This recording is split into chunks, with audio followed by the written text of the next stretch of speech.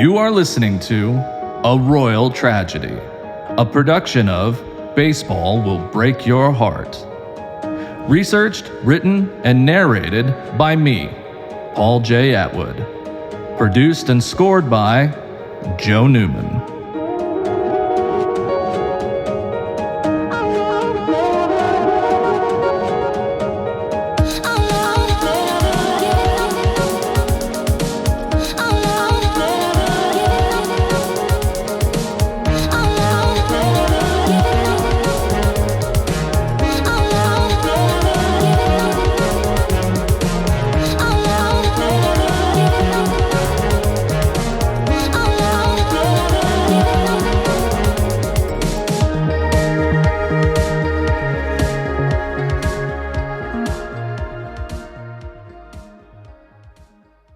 Welcome to the finale of A Royal Tragedy, presented by Baseball Will Break Your Heart. In part 1 of this final chapter, our unlikely heroes near the end of their quest, coming home to claim victory for Kansas City and finally end their 3-decade title drought. With the score tied at 2 in Game 7 of the World Series, a brooding sense of unease settled upon Kauffman Stadium as the Giants' own giant stirred in the bullpen. Please enjoy the finale of A Royal Tragedy.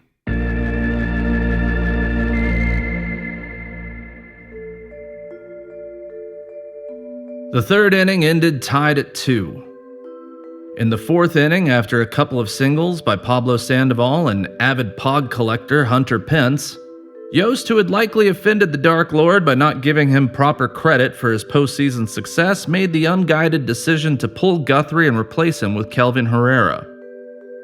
However, the fates affixed their shears to this epic thread, but resisted for now the temptation to sever it entirely and end the Royals' quest for the crown. Giants utility man Mike Morse immediately singled to right field, scoring Sandoval, giving them a 3-2 lead. In the bottom of the fourth inning, Affeldt sat down Gordon, Perez, and Moustakas, and Joe Buck began clutching the gilded frame that held an autographed picture of Bumgarner to his chest. It was signed, "To my BFF Joe." Buck told Bumgarner at the 2013 All-Star Game it was for his son, when he didn't even have a son. When the top of the fifth was through and the Giants had the lead, Bochy had an easy decision to make. There was no guarantee Bumgarner would be worth a damn on short rest. All it would take was one bad inning to put the Commissioner's Trophy out of reach for the Giants. So far, Bumgarner had only given up a single run in 3 World Series appearances, and his ERA began with a decimal point. Asking a pitcher to pitch half a game as a reliever 2 days after throwing a full 9-inning shutout on the biggest stage possible was a monumental ask. If it didn't work, everyone would derisively say they knew it wouldn't work. But if it did work, the world would see a legend born on live TV. Despite all of this, when Bochy made the call, he knew there was no pitcher in World Series history more qualified to answer than Madison Bumgarner.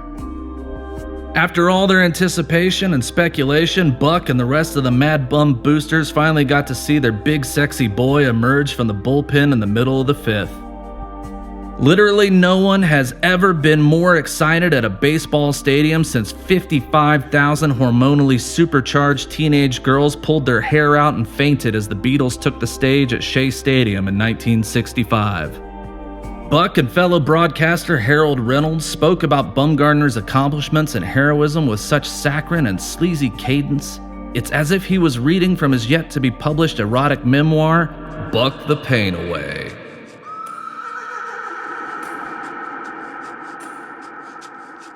There has never been such undeniable yearning in a broadcaster's voice.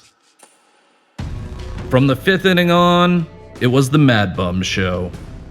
Joe Buck, addicted to the way Madison Bumgarner felt in his mouth, said his name 87 times over the course of the 3-hour and 11-minute game.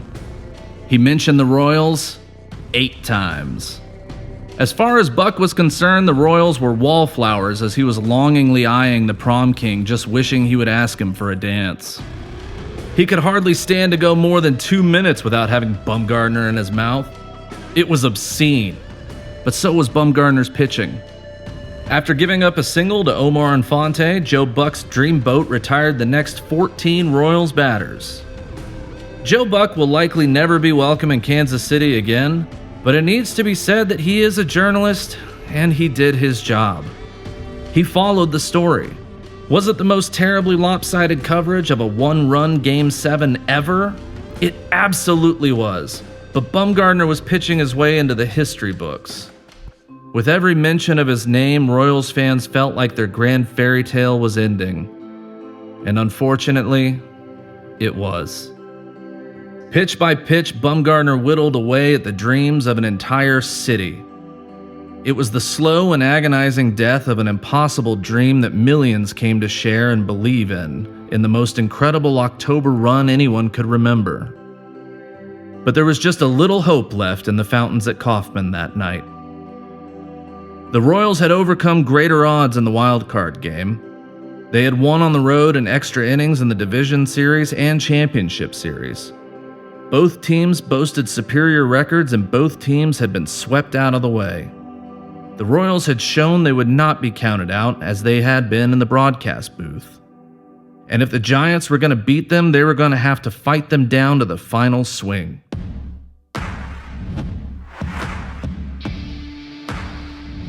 In the bottom of the ninth, with 2 outs, Alex Gordon, who grew up a Royals fan just a few hours up I-29 in Omaha, stepped up to the plate.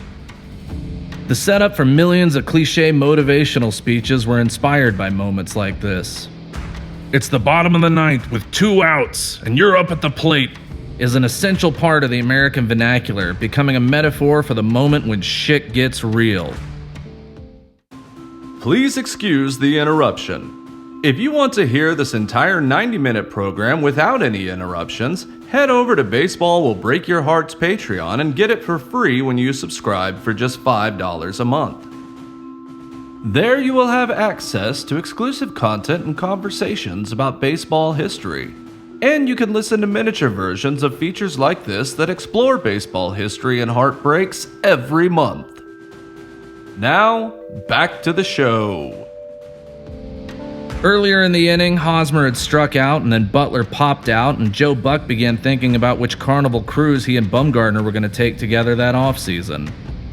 It had fallen upon Gordon, a Royal by birthright, to lead his team out of the wilderness and smite the rock like Moses so that all may drink deeply from the fountains of hope and quench a 30-year thirst. He could tie the game with a single swing and keep the dream alive, and nearly did. The crowd was on their feet, thirsty for some splash of hope as Gordon and Bumgarner prepared to face off. You could hear the familiar chant as Gordon stepped in. The first pitch was fouled back out of play. Bumgarner delivered the next pitch, and with that unmistakable pop, Gordon made contact. The ball sailed over Brandon Crawford's head at short, and Giants center fielder Gregor Blanco charged hard to get the out and win the series for San Francisco. The crowd was silent as they dreaded what was next. But in his zeal, Blanco charged too hard, nearly running past the ball that dropped and bounced past him and headed for the outfield wall. The crowd roared like a pride of 40,000 hungry lions, and Gordon took off for second.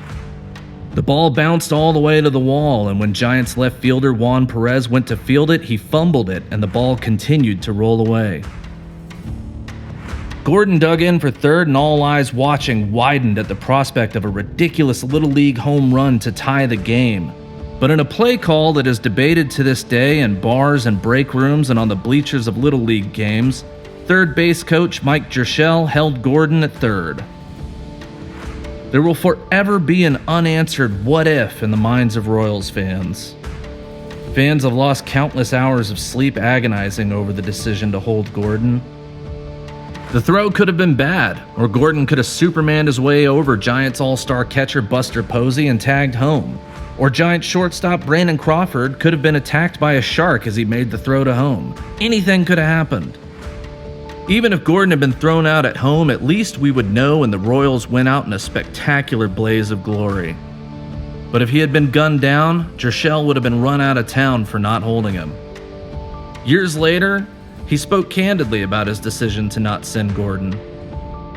He said, "Your first thought is that with Gordo coming to third, we'd have a chance to score him if the relay throw to Brandon Crawford is a little offline, or if it skips in and he can't handle it. As I'm watching the relay, I'm also looking at Gordo and where he is. We all knew Crawford had an above-average arm and above-average accuracy. I was really hoping for a bad throw, even though Gordo was really starting to run out of gas. Those were my reads, and I'm just praying for any kind of bad throw. Well, the throw comes into Crawford on one hop, but he fields it perfectly. Now I'm watching to see if he fumbles the exchange at all, but he didn't. Gordo had just gotten to third base and Crawford had made the exchange cleanly, and he was only about 25 to 30 feet past the infield. I knew then we had no chance, so I held Gordo up. With that much of an accurate arm, I never thought twice about sending him. He would have had no chance." But with Gordon on third and Perez stepping up to the plate, the crowd was electric with excitement. They had seen this one before. Their golden god and rock and savior, who had defied all odds in the wild card game and slapped in the winning run that started this wild ride, would deliver again. You could hear the faith of the crowd, tremendous and unwavering. They had seen and they had believed. There was not a doubter among them. Perez was the only man to ever score a run off of Bumgardner in 3 World Series, hitting a solo home run in Game 1, proving to the world Mad Bum was in fact mortal. Perez swung at the first pitch, which was high and outside, missing for a strike. A single would tie it, and a home run would bring the crown home. Perez laid off the next pitch for a ball. The count was 1 ball, 1 strike. It would be only the second time in history a Game 7 was decided by a walk-off home run. Bumgardner delivered and Perez hacked at the ball, swinging for the fences, but missed again for strike 2. Gordon waited 90 feet away at third, ready to strike. The crowd began their familiar chant, but backed off, holding their breath as Bumgardner stood in to deliver the 2-2 pitch.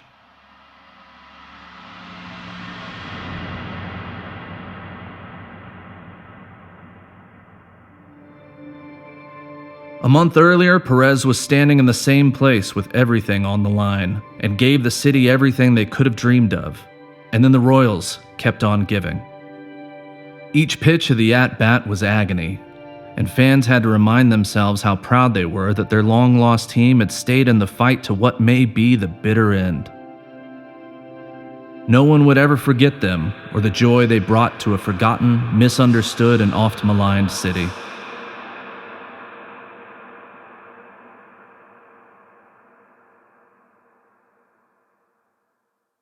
Perez fought off a pitch in the zone, trying to keep the magic alive. It's hard to describe what this moment meant. It was simply a dream come true for every Royals fan that hung in there through 100 lost seasons, or stepped away from the ledge of the Buck O'Neill Bridge to see them in this moment of greatness. They weren't flashy. They didn't hit for power. They didn't have superstars and likely not a single Hall of Famer among them. They played a never-say-die gritty game built on heart, sacrifice, and devil magic. Kansas City fans never imagined they would be here cheering for their team in their home stadium in the 7th game of the World Series. Before September 30th, 2014, the thought of the Royals winning it all one day would be quickly chased away as being too ludicrous a notion to even entertain. 29 years of failure, hurt, frustration, and disappointment could be erased with a single swing. Alex Gordon, the tying run and the city's single lifeline just 90 feet from home, stepped off third and positioned himself a few feet closer to the plate, waiting to tie the game as soon as the ball was in play. Finally, the pitch came. The hearts of millions halted at the crack of the bat as fans stood paralyzed, frozen in time, using every ounce of faith and hope to will the ball into the open pastures of the outfield. But then those same hearts sank to unsounded depths as the ball was popped up into the night sky over foul territory, a few feet west of the third baseline. As the ball fell in its sharp arc, the coronation and crown the Kansas City Royals had chased for 29 years, that had been close enough to touch, slipped away, and fell into Pablo Sandoval's open glove. The rest is silence.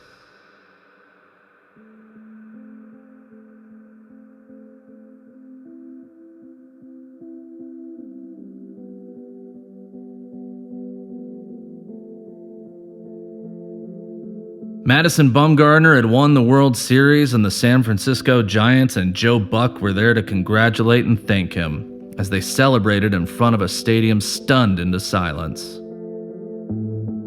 Teammate Jeremy Affeldt, who had pitched admirably for the Giants in Game 7, stated the obvious. He said, "How it ended today pretty much summed up the Giants in the World Series. He carried us. He flat out carried us." The Royals, who had come so far, were defeated by one man who stole their moment and pitched his way into history. It was hard not to feel cheated how heavily they relied on a single overpowered weapon, but the Giants had won fair and square. It was not to be the unbelievable true story of a scrappy underdog squad overcoming the odds, fighting tooth and nail to end a dynasty of defeat and reclaim their kingdom and throne. It was the story of a man whose name and likeness would likely be cast in bronze to hang beside some of the greatest that ever were. It was more Rocky than it was Major League. But just because Balboa lost to Apollo Creed, it didn't make Rocky a bad movie. The Royals had a once-in-a-lifetime run and were the pride of Kansas City and the Midwest, and had proved themselves to be true contenders. Years after an embarrassing termination in Milwaukee, Yost and his process were finally vindicated. Devil magic or no, he had guided his team to greatness. It was a royal tragedy, but the Royals could hold their crownless heads high. They had gone the distance and redeemed the city and organization. As the shock wore off, the crowd stood and saluted their heroes with the chant that fueled their epic run. And with that final succession of synchronized claps, the cold realities of winter set in. No one knew if the Royals would ever do it again, or how long that winter in Kansas City would last. It could be another 30 years, or 100. Nothing is certain in baseball, but some things will always be certain and true in Kansas City. Hope springs eternal from the fountains beyond the walls, and baseball will break your heart. And nobody likes Joe Buck.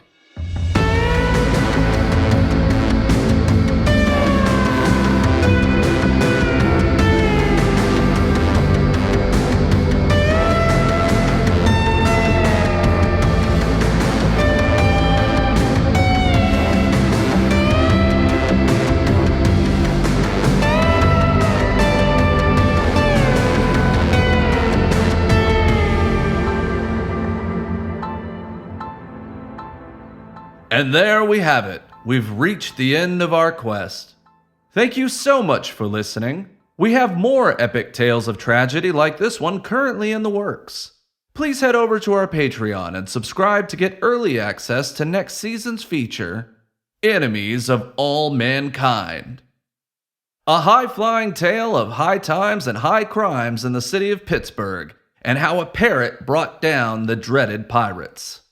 When you subscribe to our Patreon for just $5 a month, you will find exclusive content and conversations about baseball history, and you can listen to miniature versions of features like this that explore baseball history and heartbreaks every month.